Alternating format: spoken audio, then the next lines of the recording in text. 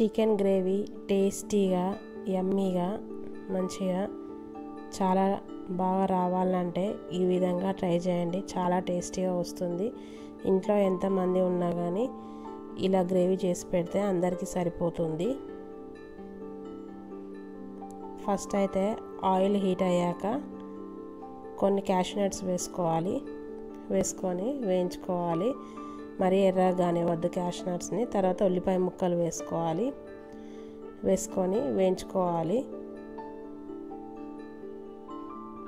ఈ విధంగా ఉల్లిపాయ ముక్కలు వేగాక అల్లం వెల్లుల్లి పేస్ట్ వేసుకొని పచ్చివాసన పోయేంత వరకు వేయించుకోవాలి ఆయిల్లో. తర్వాత పసుపు వేసుకోవాలి సరిపడా.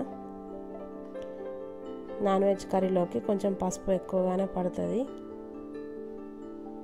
ఈ విధంగా పసుపు వేసుకున్నాక కలుపుకోవాలి. తర్వాత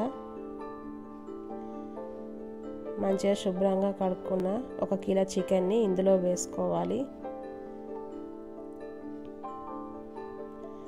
వేసుకొని కలుపుకోవాలి.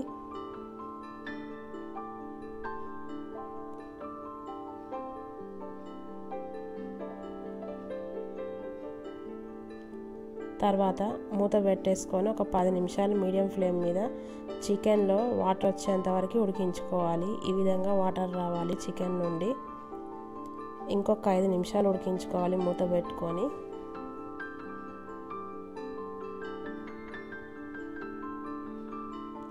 ఈ విధంగా కలుపుకున్నాక ఇంకొక 5 నిమిషాలు మూత పెట్టుకొని ఉడికించుకోవాలి.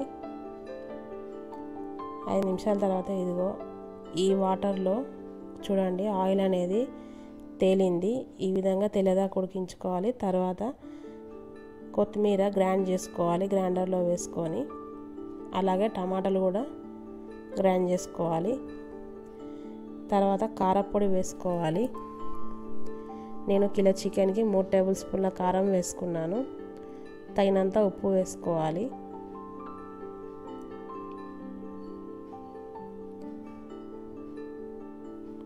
ఒక టేబుల్ స్పూన్ గరం మసాలా.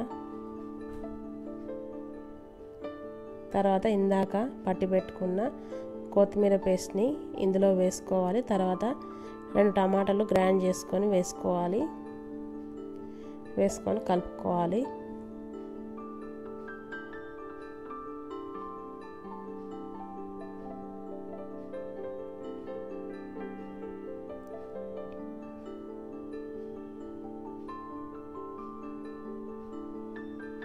తర్వాత వేయించిన ధనియాల పొడి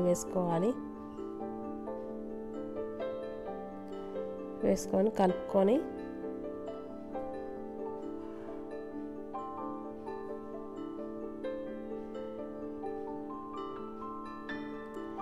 వన్ గ్లాస్ వాటర్ పోసుకోవాలి గ్రేవీ కోసం.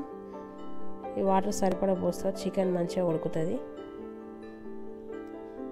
అంతే మూత పెట్టేసుకొని చికెన్ మెత్తబడేంత వరకు కొంచెం ఒక 15 నిమిషాలు మీడియం ఫ్లేమ్లో ఉడికించుకోవాలి.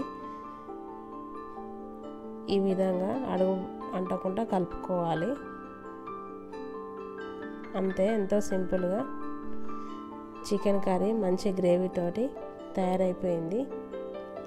ఇది రైస్లోకి కానీ చపాతీలోకి కానీ తింటే చాలా టేస్టీగా ఉంటుంది. 1 కేజీ చికెన్తో ఈ విధంగా గ్రేవీ పెట్టుకుంటే అందరికీ సరిపోయేలాగా చాలా టేస్టీగా ఉంటుంది కర్రీ.